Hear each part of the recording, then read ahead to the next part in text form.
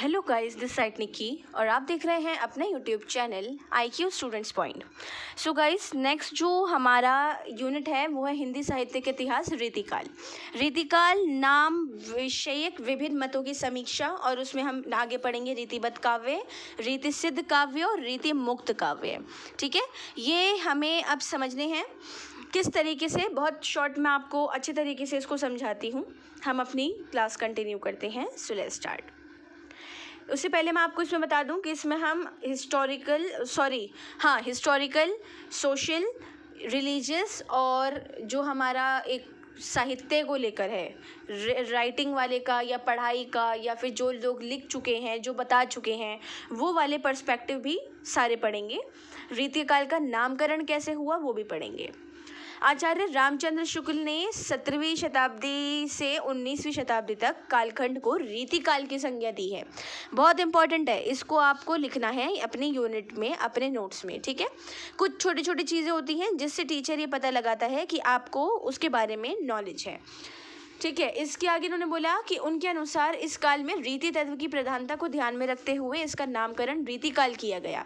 मतलब इसके रीति तत्व जो भी थे उन सबको ध्यान में रखा गया। इसके साथ इस काल के ज़्यादातर कवियों ने आचार्यत्व का निर्वाह करते हुए लक्षण ग्रंथों की परिपाटी पर रीति ग्रंथों की रचना की, जिनमें मतलब ये कि उन आचार्य जो थे उनकी ही चीज़ को फॉलो करते हुए, जिसमें अलंकार, रस, नायिका, इन सब चीज़ों को ज़्यादा प्रायोरिटी दे दी, ज़्यादा इंपॉर्टेंस दे दी। ऐसा हो गया उनके साथ। इसके साथ आगे ये रहा कि काव्यांगों के लक्षण और सवचरित उदाहरण प्रस्तुत करने वाले रीति ग्रंथों की प्रचुरता के कारण ही इस काल में रीति तत्व की प्रधानता परिलक्षित होती है, और इसी कारण इस काल का नाम रीतिकाल रखा गया। भाई, रीतिकाल, रीति के तत्व आप आगे पढ़ोगे कि क्या है। अब मेन चीज़ यहाँ पर ये आती है कि एक्चुअली में उसको किस तरीके से समझा जा सकता है। देखो, रीति काव्य जो है ना, उस रीति काव्य की आत्मा है, और गुण रीति के कारणबद्ध, मतलब आत्मा का एक रूप साबित होते हैं। ठीक है, मतलब मैं आपको और इसी तरीके से बताती हूँ। एग्जाम्पल, रीति काव्य की आत्मा है। ठीक है, जैसे कि मेरी बॉडी है, मेरे अंदर आत्मा है, ठीक है ना, सोल है, तो मैं आपसे बात कर पा रही हूँ, मैं जिंदा हूँ, चल पा रही हूँ। ये निकल जाएगी तो मैं नहीं रहूँगी, मेरी बॉडी रहेगी, जिसको डेड बॉडी का नाम दे दिया जाएगा। तो वही सेम चीज़ रीतिकाल में डिस्क्राइब की गई है, जो आचार्य जी ने अलग अलग ढंग से प्रस्तुत करी है, कि लोगों ने अलंकार, रस, नायिका, इन सब चीज़ों को ज़्यादा इंपॉर्टेंस दी उसके अंदर, और उन सब चीज़ों को इंपॉर्टेंस देने के साथ साथ रीतिकाल की आत्मा और सोल जो है, बॉडी जो है, उसको किस तरीके से डिस्क्राइब करा है वो हम यहाँ पढ़ते हैं। ठीक है, हिस्टोरिकल पर्सपेक्टिव, रीतिकाल का प्रारंभिक छोर जहांगीर के शासनकाल को मानना चाहिए, और अंतिम छोर बहादुर शाह द्वितीय जफर के शासनकाल को मानना चाहिए। जहांगीर का काल कौन सा था, मुझे कमेंट बॉक्स में आप ज़रूर बताइएगा, मुझे जाननी है आप लोगों की नॉलेज। उत्तर भारत के इतिहास की इन 2.5 शताब्दी में मुगल साम्राज्य की अवनति प्रारंभ हो गई, मतलब स्टार्टिंग हो गई एक तरीके से। धीरे धीरे इतना बड़ा जो साम्राज्य था वो चलता गया, और 1857 में विद्रोह के साथ वो ख़त्म हो गया, सब समाप्त हो गया। फिर तकरीबन 2.5 सेंचुरीज में एक और उत्तरी भारत, जहांगीर, शाहजहाँ, औरंगजेब और दुर्बल उत्तराधारियों ने राज्य किया, और दूसरी तरफ रीतिकाल के उत्तरार्ध में पूर्वी भारत पर एक के बाद एक 17 अंग्रेज शासकों ने आना शुरू कर दिया। फिर अकबर जी की देहांत के बाद 16वीं सेंचुरी में जहांगीर के हाथों में शासन सत्ता आई। तब वह शासन के बजाय अपनी सुंदर पत्नी नूरजहां और शराब में अधिक रुचि लेने लगे। तो धीरे धीरे शासन का जो एक्चुअली का जो अधिकार था ना, वो अंग्रेज़ों के पास जाता गया।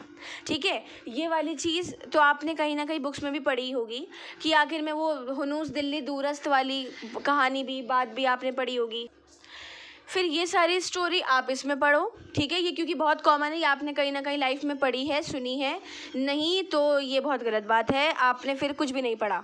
क्योंकि आपको ये पता होना चाहिए कि अंग्रेज़ों ने हमें गुलाम कैसे बनाया।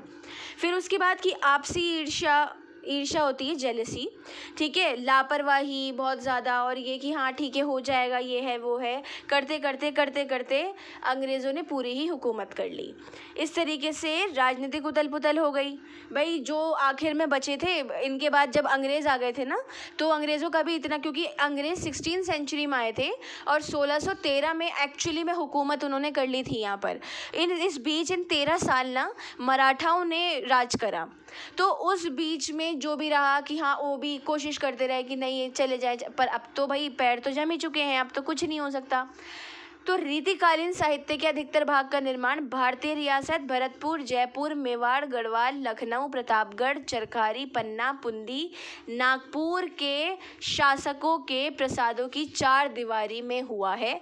इसको तो आप छाप लो दिमाग में, ठीक है।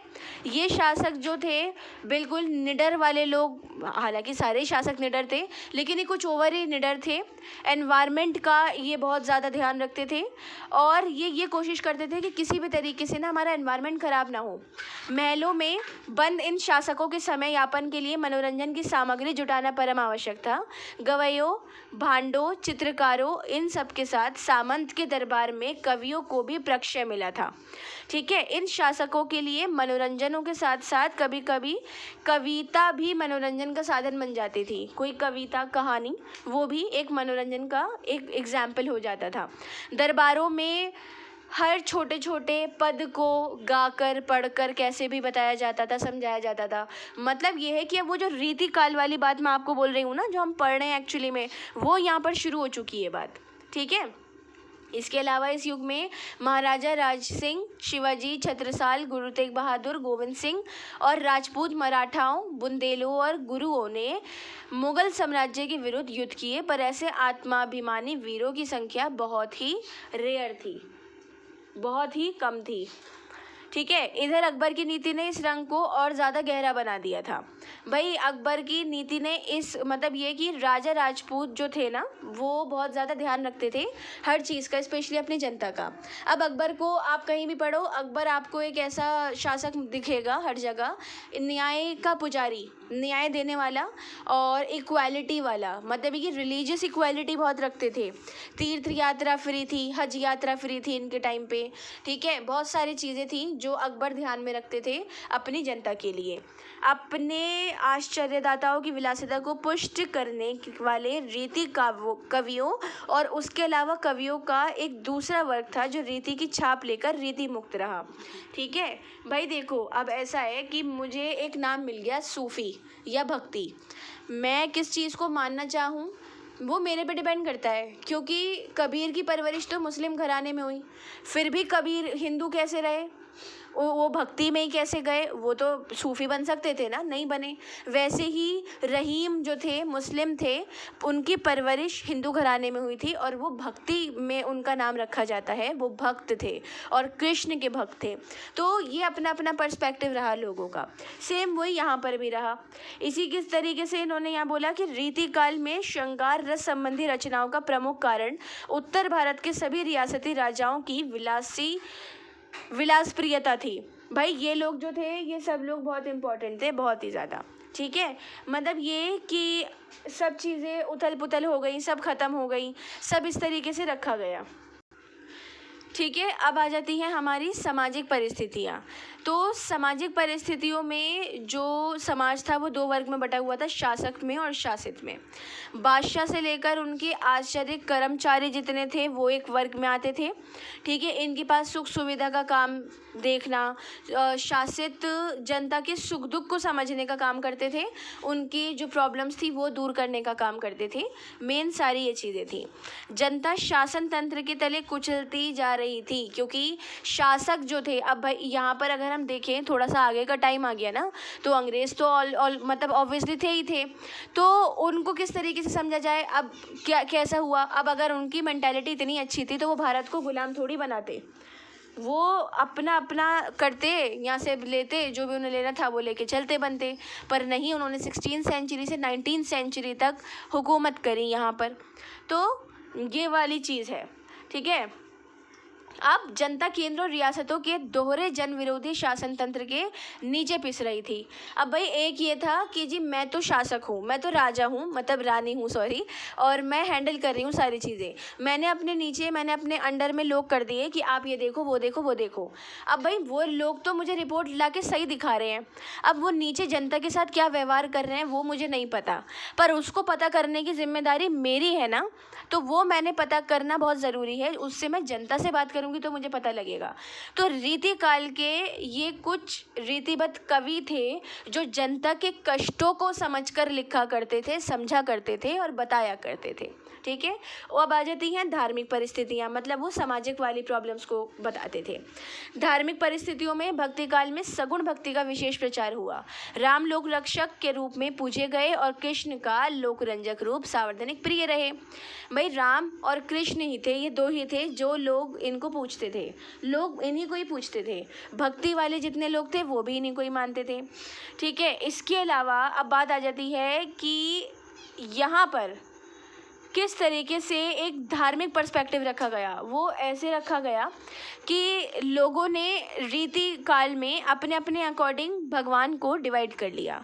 कुछ राम के भक्त बन गए, कुछ कृष्ण के बन गए। कुछों में तो इस बात में लड़ाई भी होती थी कि नहीं कृष्ण ज़्यादा अच्छा सुनते हैं, नहीं राम ज़्यादा अच्छा सुनते हैं। वो अपनी अपनी मेंटालिटी है, जिससे मांगना है मांगो, वो सुनता है। तो ये वाली चीज़ यहाँ पर कि रीतिकालीन जो वातावरण था, एनवायरनमेंट था, उसको भी ठीक करने का काम एक रिलीजियस पर्सपेक्टिव के बिहाफ पर किया गया।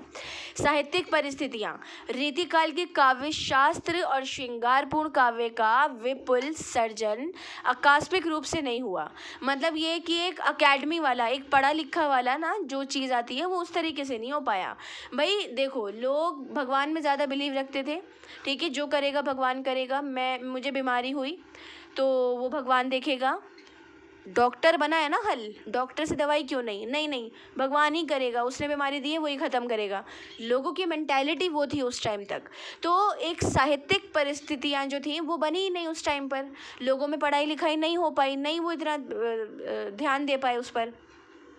तो ये वाली चीज़ इसमें सामने आई। पर अगर हम फिर भी एक पढ़ाई लिखाई के तौर पे चीज़ों को सामने रखें स्टूडेंट, तो यही वाली चीज़ होगा कि सबसे इम्पोर्टेंट संस्कृति सबसे पुरानी है। संस्कृति ये दो चीज़ें, ठीक है, कि संस्कृत में ही सारी संस्कृति को डिस्क्राइब किया गया है। ये बात आपको दिमाग में रखनी है। तो रीतिकाल का जो काल निर्धारण है वो हम नेक्स्ट क्लास में कंटिन्यू करते हैं। होप्स हो कि आपके इसमें कोई भी डाउट नहीं हो। इन केस कोई डाउट, क्वेश्चन या सजेशंस हैं तो आप मुझसे कमेंट बॉक्स या टेलीग्राम चैनल पे पूछ सकते हैं। So thanks for the watching and best of luck all.